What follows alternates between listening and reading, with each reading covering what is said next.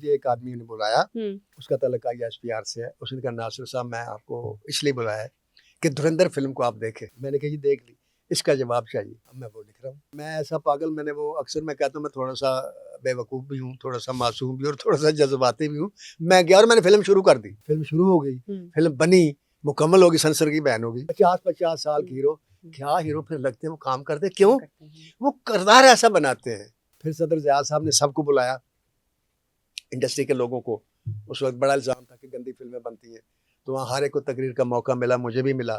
नासिरुद्दीन साहब, हमारे यहाँ ख़वातीन जब एक ख़ास उम्र में पहुँचती हैं तो उनको हीरोइन के किरदार से हटा दिया जाता है। आप नहीं समझते कि जो हीरो का किरदार है उसको भी अपना किरदार तब्दील करना चाहिए वक्त के साथ? अगर जो हीरोइन है, अगर वो हीरोइन नहीं आ सकती या उनके ऊपर इतनी तनकीद होती है, आजकल बॉडी शेम कहा जाता है इसको कि मोटापा आ गया, वजन बढ़ गया, तो क्या यही क्राइटेरिया मर्द अदाकार के लिए नहीं है? वो हमेशा आखिरी दम तक वो हीरो आ सकता है, जबकि जो हीरोइन है उसको अपना किरदार तब्दील करना पड़ता है। नहीं जी, वो उसकी वजह बिल्कुल ऐसी जो मर्द समझता है उसको हीरो आ सकता है। आप देखें सारे 55 प्लस हैं इंडिया में। शाहरुख खान भी 55 प्लस है, सलमान खान भी 55 प्लस है, आमिर खान भी 55 प्लस है। हीरो नहीं आ रहे। हाँ। सबके साथ हीरोइंस आ रही हैं। लेकिन फिर वो ये भी तो कहा जाता है कि फेवरेटिज्म है, माफिया है। नहीं, वो फेवरेटिज्म की बात नहीं। बात ये कि फेवरेटिज्म तो इंसान खुद मैं फिर वही बात लॉबिंग करूंगा, है। मैं फिर वही बात करूंगा नबी जी, वहाँ लोग फिल्म बनाने से पहले कहानी को बनाते हैं। उनको पता है कि फिल्म क्या होती है। वो सलमान खान हो, वो शाहरुख खान हो, वो शाहरुख खान एक दफा खत्म हो गया, फिर पठान आई।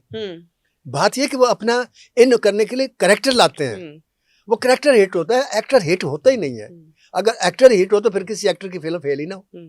एक्टर हिट नहीं होता। फवाद खान से देखिए, उर्दू का इस वक्त पाकिस्तान का सबसे, दिलीप कुमार आप उसे कह सकते हैं। नीलोफर में क्या हो, मारा खान भी थी, फवाद खान भी था, सब कुछ था, पब्लिसिटी भी थी। क्यों नहीं कही?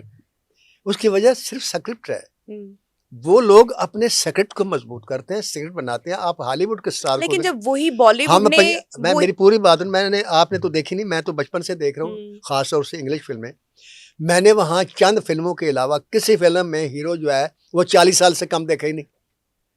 वो ग्रेगरी पेक हो, वो डेविड लीन हो, वो कोई भी हो, मार्लन ब्रांडो, 50-50 साल के हीरो। क्या हीरो फिर लगते हैं वो काम करते, क्यों? वो किरदार ऐसा बनाते हैं, वो चलता है। जेम्स बॉन्ड को देख लें, सीन कॉनरी जो आपका क्या ख्याल में 18 साल का या 26 साल का लड़का था, 40 प्लस था। कितनी फिल्में बनाई, सुपरहिट बनाई।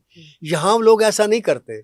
यहाँ हम अपने एक्टर को बेस कर देते। फिल्म, मैंने आपसे पहले कहा ना, प्रोड्यूसर आता नासिर यार कहानी लिखो, फिल्म शुरू करनी। नासिर ने कहानी लिख दी थी, कोई नवी अगर बात की, यार नासिर दी है गड़बड़ है। फिर मैं कहना अच्छा, ये एक लतीफ़ा भी मैं आपको बताऊं। एक प्रोड्यूसर ने क्या मैनू, यार कोई नासिर दी में एक गंडा से पुलसा ये वो, इन्हें तो जान छुड़ा दो, इसको नवी कहानी दो। मैं तंग आ गया, मैं नहीं कहानी सुनाई। कहता जी कमाल कहानी है, वाह वाह वाह वाह, गल होई ना, लेकिन सेंसर नहीं होएगी। मैं क्या होएगी? कहता नहीं होएगी। बहस हो गई। वो प्रोड्यूसर जिंदा, उसका नाम बख्शिलाई गाबा, अल्लाह करे सुन रहा हो ये प्रोग्राम, तो थोड़ा मुँह फट भी सी मेरी तरह। कहते अगर तुहानू यकीन है सेंसर भी होगी और ये भी कहते हो मैं लिख के देना हिट भी होएगी, तो अपनी कोठी बेच के आप बना लो। और मैं ऐसा पागल, मैंने वो अक्सर मैं कहता हूँ मैं थोड़ा सा बेवकूफ़ भी हूँ, थोड़ा सा मासूम भी और थोड़ा सा जज्बाती भी हूँ। मैं गया और मैंने फिल्म शुरू कर दी और सारे एक्टर उधार थे। फिल्म शुरू हो गई, फिल्म बनी, मुकम्मल होगी, सेंसर की बैन होगी। वही बात हुई, वो 4 साल बैन रही।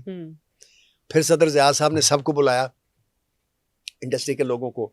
उस वक्त बड़ा इल्ज़ाम था कि गंदी फिल्में बनती हैं, तो वहाँ हर एक को तकरीर का मौका मिला, मुझे भी मिला।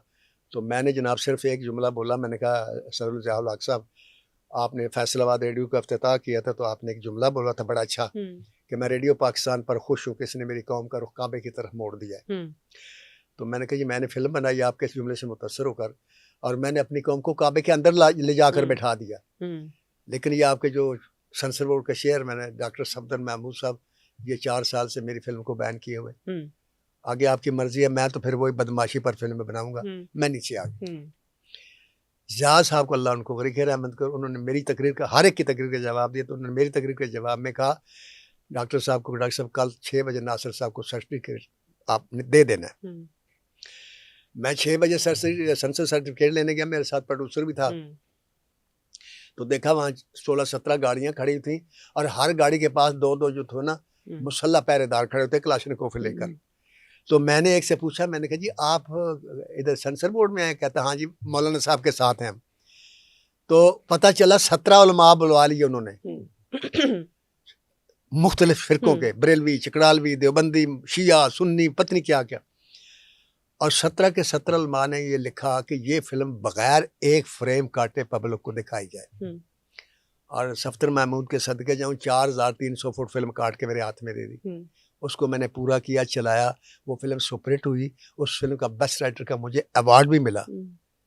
तो लेकिन वो मैंने रिस्क लिया ना, ये कोई नहीं लेता। फिर वही हुआ कि जब मैं कहानी सुनते तो मैं शुरू करता, मैं कहा जी एकदम राती पिंड रात साइलेंस है, पिंड का माहौल है, एकदम घोड़े की टापा की दगड़ दगड़ दगड़ दगड़ दगड़, एकदम दरवाजे आई कर खुले, आई करके दरवाजे बंद आई कर गल हुई नहीं। फिल्म का स्टार्ट मजा है। तो मुझे ये बताएं, फिर जब ये कोई नहीं कहता कि नासिर साहब, मैं एक पहली दफा मुझे एक आदमी ने बुलाया,